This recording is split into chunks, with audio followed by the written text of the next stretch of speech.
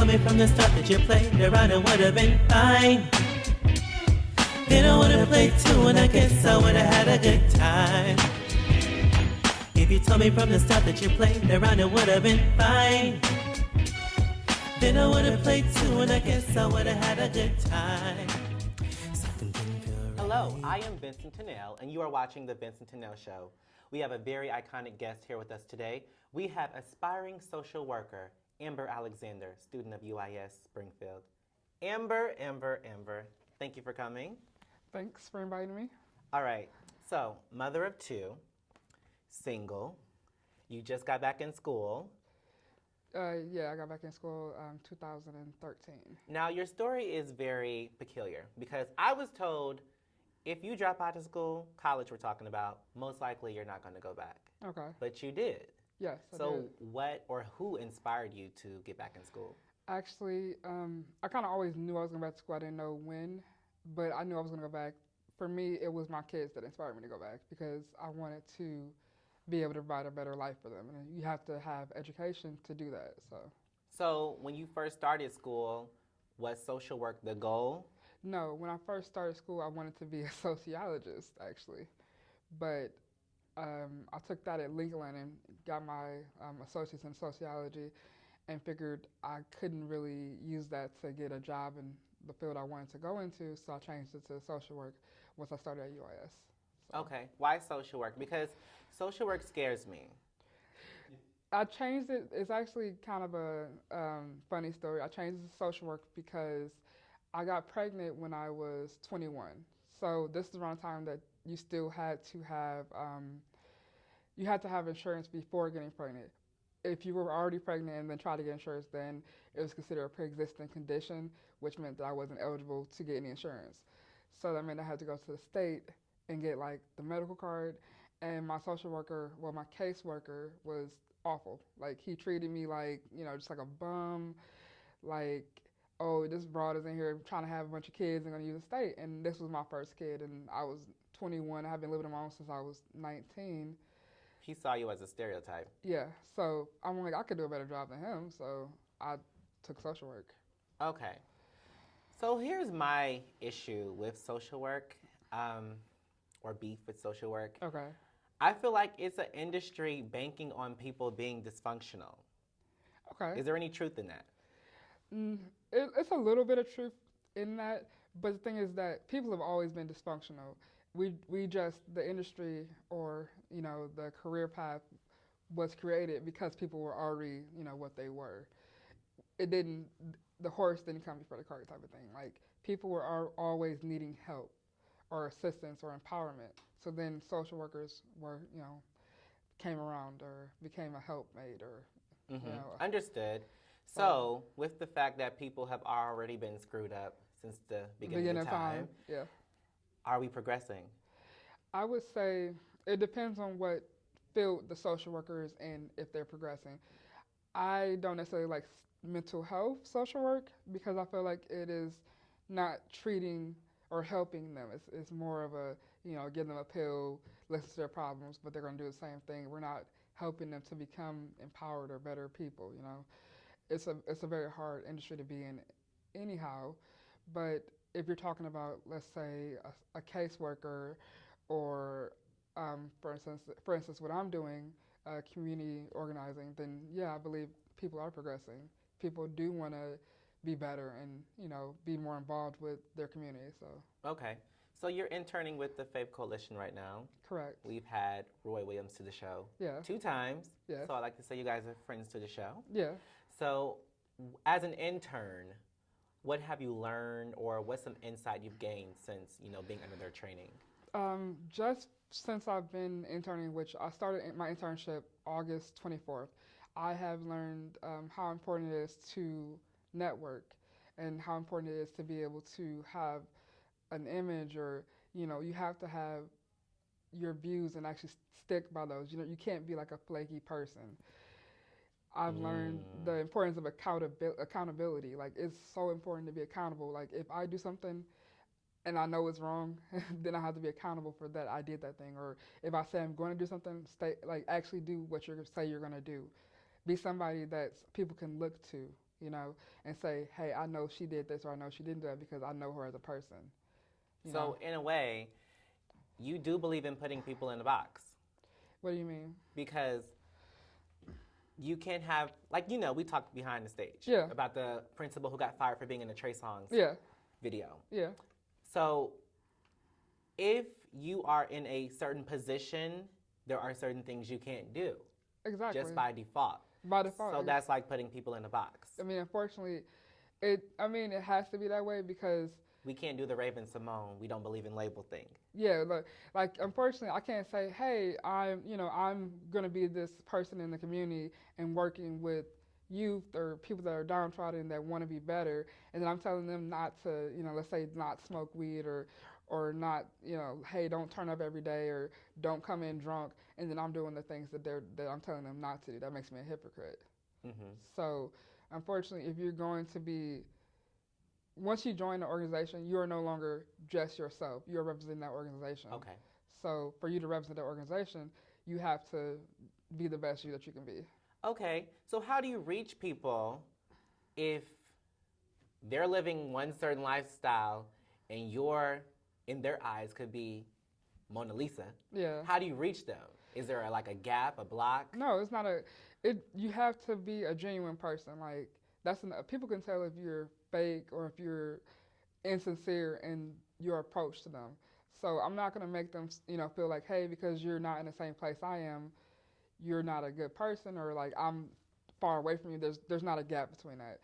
It real translates no matter where you are in life. You know what I mean? Oh yes, I'm a living, walking Example of being Bible of that. yeah. So people can always tell, especially children. They can tell when you're not being real. Like if you're fake, a kid will tell you, hey, you don't know what I'm going through. You don't know how my life is. So you have to kind of just be a real person because it shows when you're not being realistic. I mean, one of your favorite people in the world is not realistic. Yeah. I mean, Shade. Yeah. So, I mean, it's just you have to be genuine in order to be able to reach people. Okay. What strikes me as odd is you do want to stay in Springfield. Yeah, I do You want to stay here and make a difference. Yeah. Which is impossible to me. It does. I mean, everything starts impossible. Everything, like, I thought it would be impossible to have a black president. I mean, I hate to bring that up, but I never thought I would see that, before I died, like a black president. It has to start somewhere. Like, I'm assuming the first person that ever ran for, let's say, alderman or their county board that was black probably thought, hey, this is impossible. Now we have several people that are aldermans and county board members that are African American. So it just you have to start somewhere. Like it's impossible, but we've talked before, and I've told you that you kind of have to have a plan and different steps in order to reach that goal. So with the Faith Coalition, I'm seeing that, hey, we have concrete goals, Right. but we also have steps to reach those goals. So, We see a lot of programs just thrown out there now. and then fall to the wayside. yeah, like they don't last. Like within a few years, they've kind of defunct and are no longer, doing that because they didn't have achievable goals. Mm-hmm. Like you have to have achievable goals, stuff that you can actually realistically happen Yes. or achieve. So with you wanting to stay in Springfield and make a difference, what do you see as the biggest need? Honestly, because I'm still considered a young adult, I'm 27, I feel that one of the biggest needs would be for us to be able to have something for people to want to stay in Springfield because our state is broke, our city is pretty much broke. We have to have a reason for people to want to stay here. We have to have something that makes it so that people aren't going to just say, hey, I graduated from college now, I'm going to move to Texas or I'm going to move to Atlanta and take my degree and my income with me. We have to make it a place that people want to stay. So are we talking about jobs or places to go? Jobs. I feel like that's a very important thing. Like there has to be a job more so than just the state because everyone wants to work for the state, but medical. So there has to be a reason for somebody to want to stay. And it doesn't necessarily have to be just like a professional job. It could be a trade. If people are able to get into a trades field, union jobs are really high paying jobs and they really fight for you. Like I had a negative connotation of unions until I started to intern with the Faith Coalition.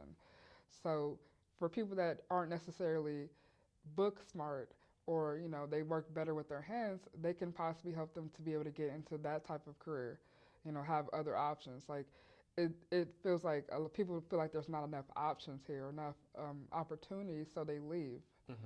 So So with social work, I see some of these people getting pregnant. hmm Do you believe you can almost look at a person and know the child of that person is going to have a rough start and rough future?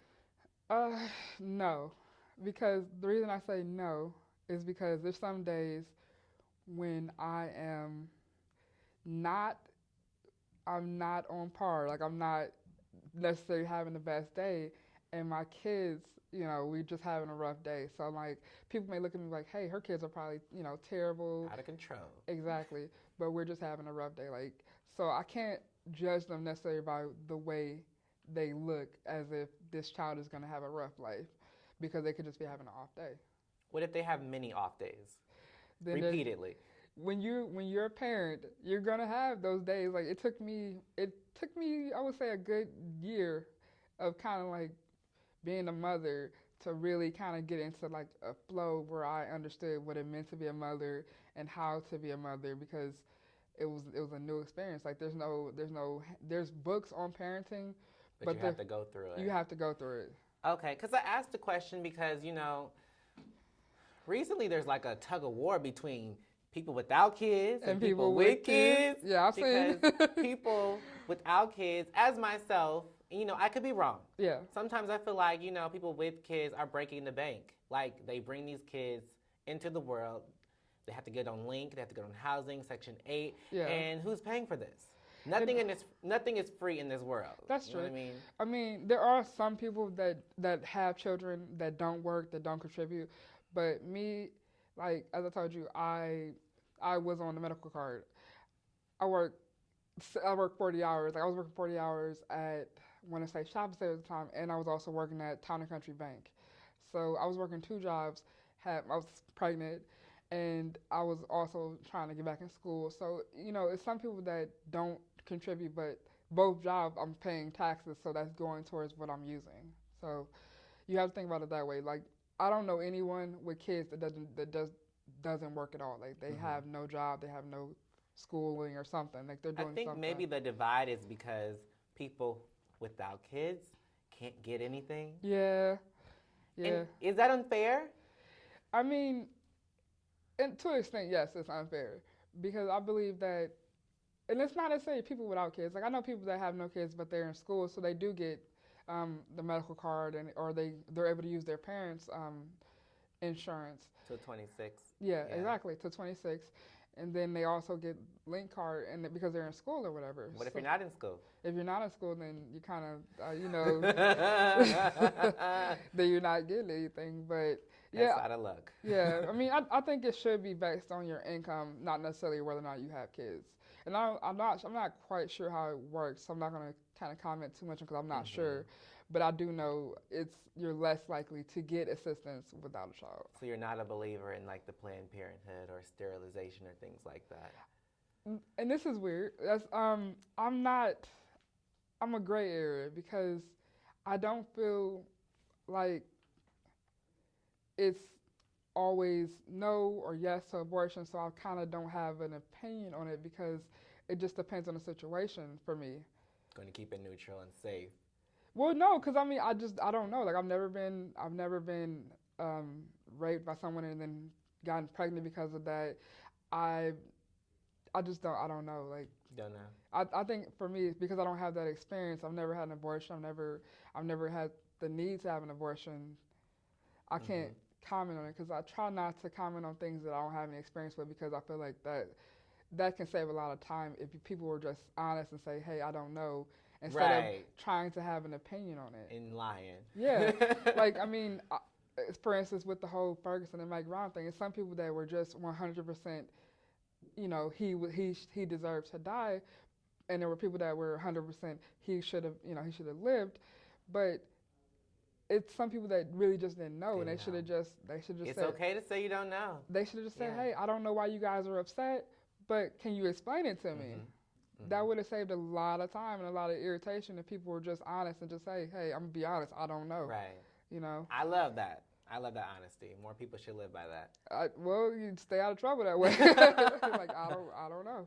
So before we go, I do want to talk about your hair because natural hair is a thing right now. Yeah. And I hate saying that. I don't want to say natural hair is a thing. It sounds like it's going to go away in a couple of years. It sounds like it's a trend or a fad, but yeah, going natural is a thing, but you don't go natural. You're just kind of returning to natural. Returning. Because we've seen this before in the 70s where the women had the big, beautiful afros, and then something happened. Yeah. So do you see that happening again?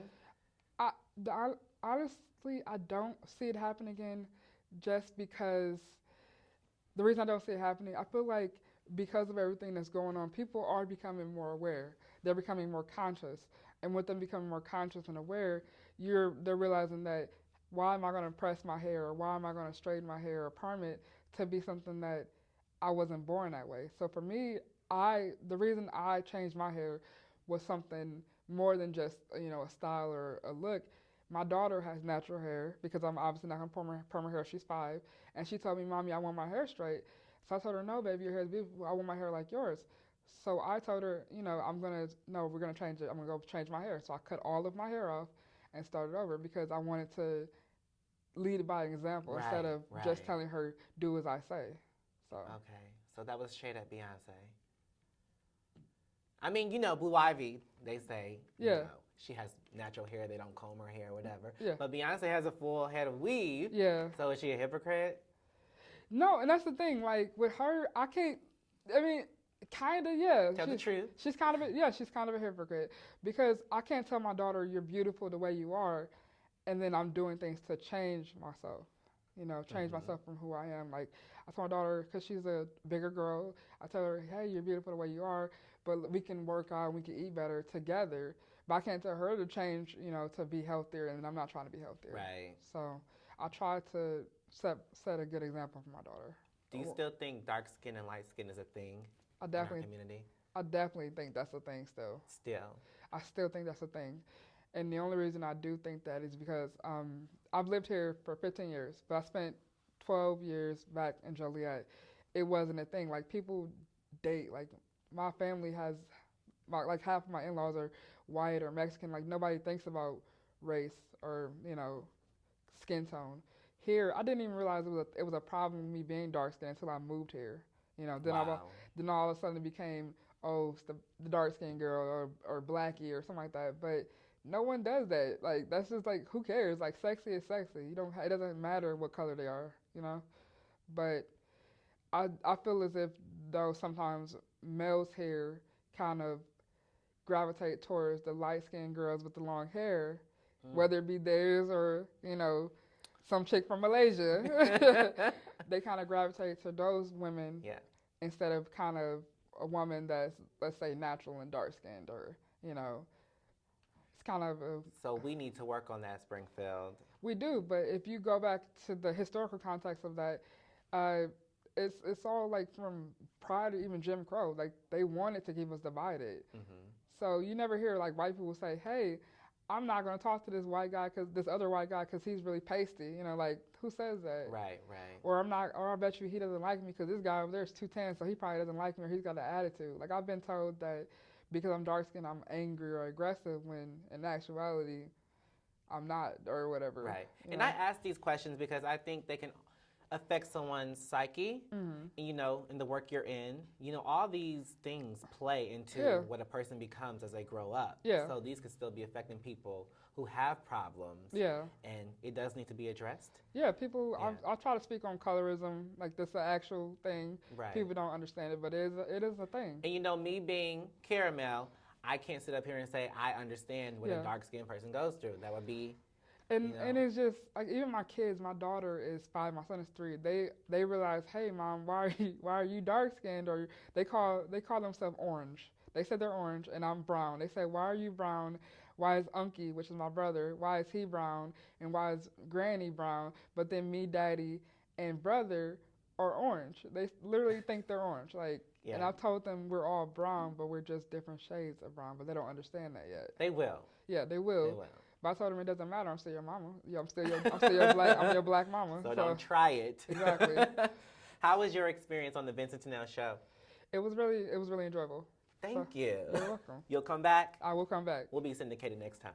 Okay. We'll be on CNN next time. Okay. I don't know about CNN. CBS. Yeah, we can do CBS, but not CNN. Okay. Thank you. Be well.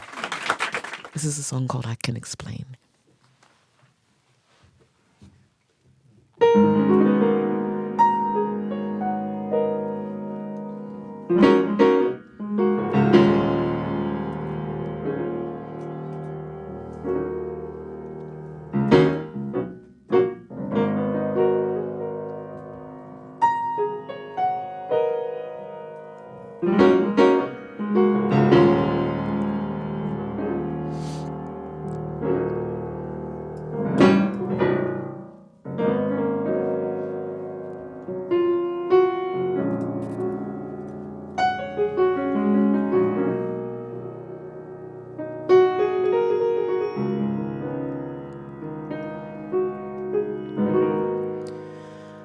Come to you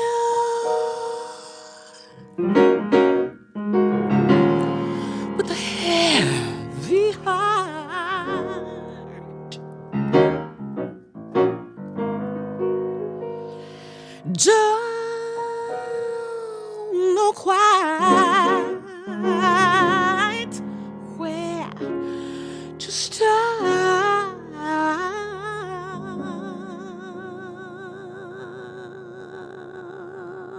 Said that no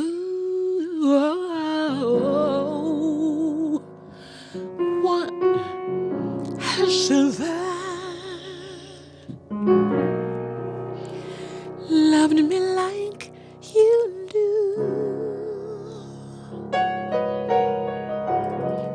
like you do.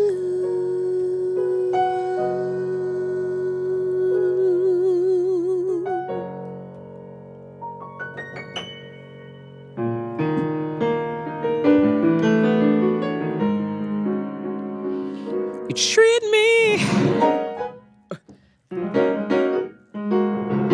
like you just don't care.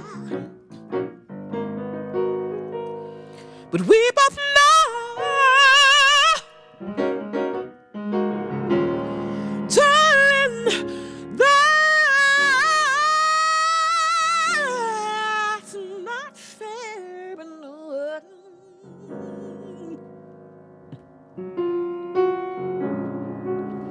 has ever loved me, baby, not like you do. I can explain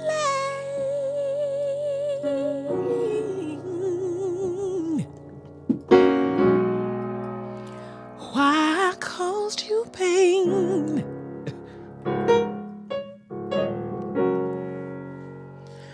Let me tell you why, baby, yeah, baby, why I made you cry. Oh, you hurt me by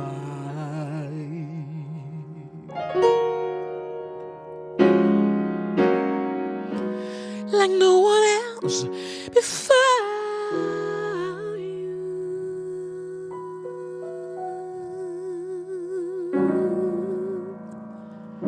But no one has survived, loved me like you do, like you do.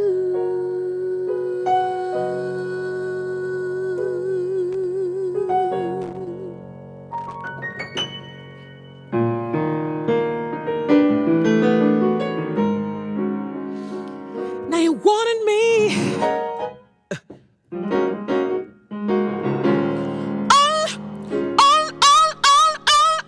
on to yourself yesterday now. but I just found out you've got somebody else.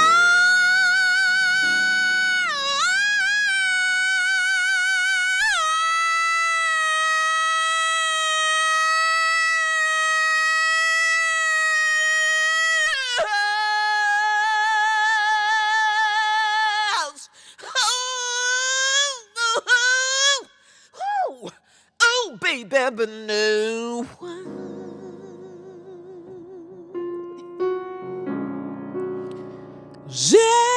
ever loved me not like you do.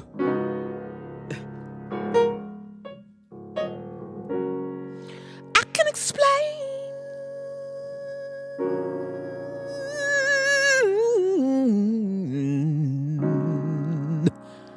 why I caused you pain.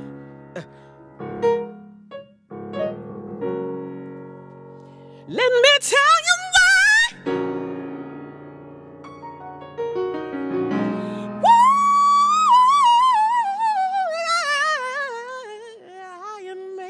I made you. You made me. I made you. You made me. I made you cry.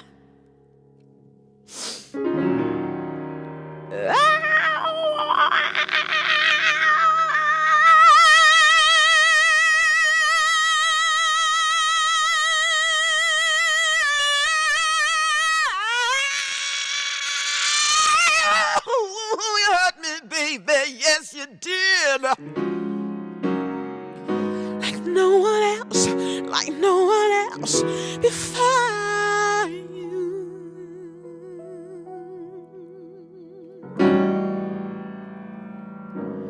But no one has ever loved me like you do.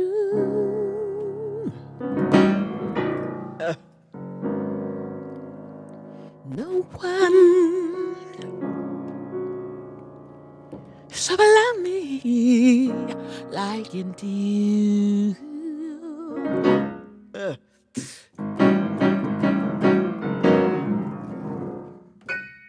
Nobody, no one, no baby, oh nobody, no one, no one, nobody, nobody.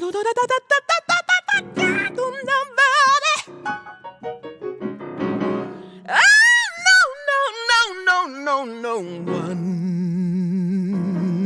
nobody.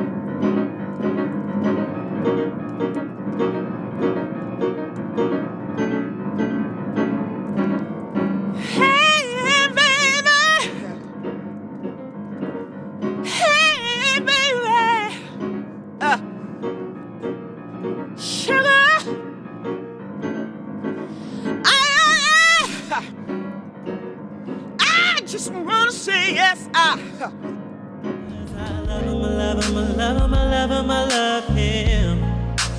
Maybe I should call call.